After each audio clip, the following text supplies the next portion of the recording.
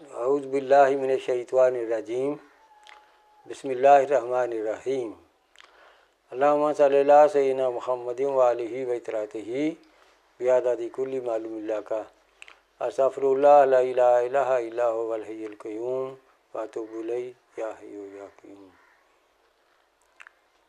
Class room کے حوالہ سے یہ درس ہے، یہ خطبات جو ہیں، یہ کلاس کا سلسلہ جاری ہے۔ اخلاق جو ہیں بلغم، صفرا اور سودا، ان پہ تفصیلی بات ہو چکی ہے، ان کے افعال بھی بیان کیے جا چکے ہیں۔ خون میں ایک اور بھی نہایت اہم مادہ ہوتا ہے جسے الحاقی مادہ کہا جاتا ہے، کنیکٹو مادہ بھی ہم اسے کہہ سکتے ہیں، اور یہ الحاقی مادہ جو ہے خون میں سب سے زیادہ ہوتا ہے، اس کی مقدار خون میں سب سے زیادہ ہوتی ہے۔ اس مادے کا فزیالوجی کے ساتھ کوئی خاص تعلق نہیں، کیونکہ فزیالوجی کا تعلق اعضائے رئیسہ سے ہے۔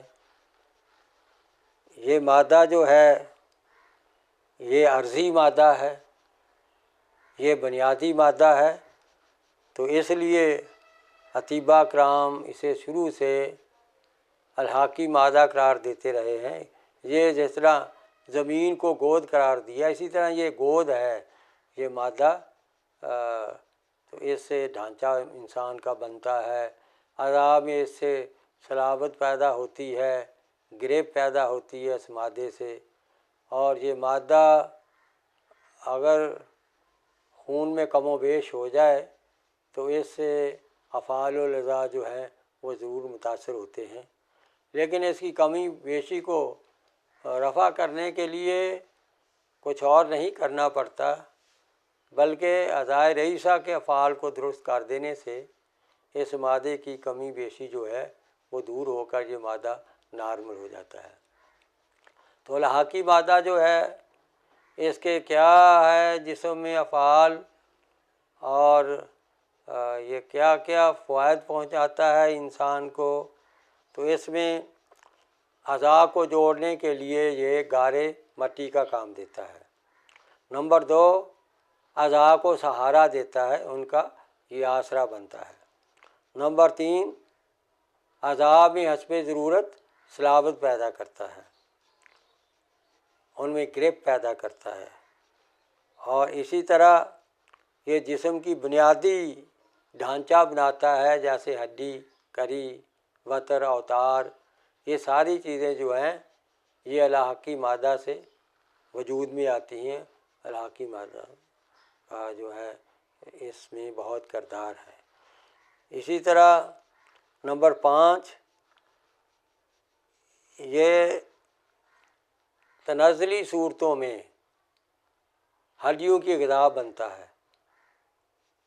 یعنی کہ اس کی جو ادنیٰ قسم ہے اس مادے کی، تنزلی صورت ہے جو، وہ ہڈیوں کی غذا بنتی ہے، اور اس ارتقائی صورتوں میں یہ الحاقی مادہ جو ہے یہ اعضاء کی غذا بھی بنتا ہے، اور جو ہے اعضاء کی غذا کے بننے کا طریقہ یہ ہے کہ جس طرح تمام پودے نشو و نما کے لیے اپنی اپنی غذا جو ہے مٹی سے حاصل کرتے ہیں، اسی طرح اعضائے رئیسہ میں اگر کسی کو اپنی غذا کی ضرورت ہوتی ہے، وہ ارتقائی جو مادہ ہے، الحاقی مادے کے ارتقائی اور فائن صورت جو ہے اس کو اپنی غذا میں کنورٹ کر کے، اپنی غذا میں تبدیل کر کے اس کو استعمال میں لے آتا ہے۔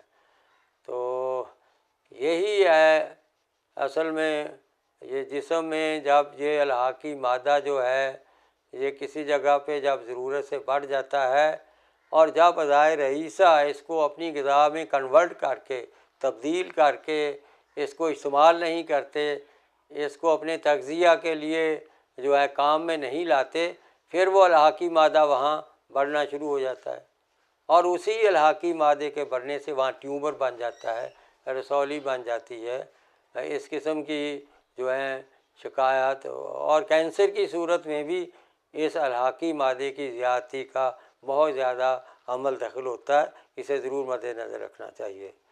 اور اس کے بڑھنے سے ہڈیوں کا سائز بھی بڑھ جاتا ہے۔ یہ خون میں اگر بڑھ جائے اپنی نارمل مقدار سے تو ہڈیوں سائز میں بڑھ جاتی ہیں۔ بعض مریض آ کے کہتے ہیں جی میری فلاں جوڑ کی ہڈی بڑھ گئی ہے، ہاں جی، تو اس میں یہی وجہ ہوتی ہے کہ الحاقی مادہ جو بڑھ جاتا ہے، ہڈی کی غذا خون میں جب بڑھتی ہے تو ہڈی کا بڑھ جانا بھی ایک فطری عمل ہے، اس سے ایسے ہو جاتا ہے۔ اس کو جہاں پر اعضاء بطور غذا استعمال کرتے ہیں وہاں پر اس کی نسیج ٹیومر کا باعث بھی بن سکتی ہے، یہ میں نے پہلے بتایا ہے۔ جسم میں اس کی زیادتی بڑھاپے کی طرف لے جاتی ہے۔ بڑھاپا سردی خشکی کی صورت میں پیدا ہوتا ہے۔ اگر جسم میں یہ الحاقی مادہ بڑھے گا، اس کا مزاج سرد خشک ہے، تو یہ انسان کو بڑھاپے کی طرف لے جاتا ہے، الحاقی مادے کی زیادتی۔ الحاقی نسیج ان سے بنتی ہے۔ جتنی بھی الحاقی نسیج ہیں جسم میں موجود ہیں، اعضاء میں موجود ہیں، وہ ساری الحاقی نسیج جو ہیں وہ الحاقی مادہ سے بنتی ہیں، الحاقی مادہ سے مارج وجود میں آتی ہیں۔ اس کے بڑھنے سے جسم میں سردی خشکی بڑھ جاتی ہے۔ اگر یہ خون میں بڑھ جائے تو جسم میں سردی خشکی جو بڑھ جاتی ہے، خون گاڑھا ہو جاتا ہے۔ اور اسی طرح یہ خون میں بڑھ جائے تو یقیناً اس سے خون گاڑھا ہو جائے گا۔ خون میں جہاں یہ بہت بڑھ جاتا ہے ان خلیات کی موت کا باعث بن جاتا ہے، کیونکہ یہ ایک مردہ مادہ ہے، یہ ایک مٹی اور عرضی مادہ ہے۔ جس خلیہ میں یہ ضرورت سے زیادہ بڑھ جاتا ہے اسے یہ موت کا شکار کر دیتا ہے، ان خلیات کو یہ مار دیتا ہے۔ اسی طرح اس میں کمی واقع ہو جائے تو جسم میں رطوبات کی زیادتی ہو جاتی ہے، خون پتلا ہو جاتا ہے۔ اگر اس کی خون میں زیادتی ہو جائے تو اس سے خون گاڑھا ہو جاتا ہے اور خون میں عرضی مادے جو ہیں وہ بڑھ جاتے ہیں۔ ہڈیوں کی میں خرابی جو ہے ان کی نشو و نما کم ہو جاتی ہے۔ اگر یہ خون میں کم ہو جائے الحاقی مادہ تو ہڈیوں کی نشو و نما کم پڑ جاتی ہے، ہڈیاں پوری طرح نشو و نما نہیں پاتی، ان کی نشو و نما رک جاتی ہے۔ اس کی کمی سے اعضاء ڈھیلے، نرم اور سست ہو جاتے ہیں، یعنی کہ اعضاء میں پلپلا پن، ڈھیلا پن، سستی پن، نرمی، اس کی کمی سے اعضاء جو ہے نرم ہو جاتے ہیں، پلپلے ہو جاتے ہیں اور سست ہو جاتے ہیں۔ اس کی زیادتی سے تحجر المفاصل جیسی علامات پیدا ہو جاتی ہیں، جوڑ پتھرا جاتے ہیں۔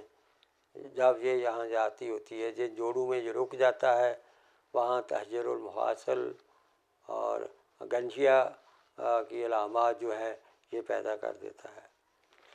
اور اس کے علاوہ ہڈیوں کا ٹیڑھا ہو جانا بھی الحاقی مادے کی کمی بیشی کی بدولت ہوا کرتا ہے۔ اور اس کی کمی کے لیے میں نے جو پہلے شروع میں بتایا ہے کہ کسی بھی قسم کی اس کے فزیالوجی میں کوئی اس کا کردار نہیں ہے، یہ صرف جسم کے ڈھانچے کا، جسم کو اعضاء کو جوڑنے کا، اعضاء میں صلابت پیدا کرنے کا، اعضاء کو اٹھانے کا، ہڈی کری رباط اوتار کی غذا بننے کا یہ باعث بنتا ہے۔ باڈی فزیالوجی میں، فزیالوجی مطلب فعال الاضلاع کے ساتھ اس کا کوئی تعلق نہیں۔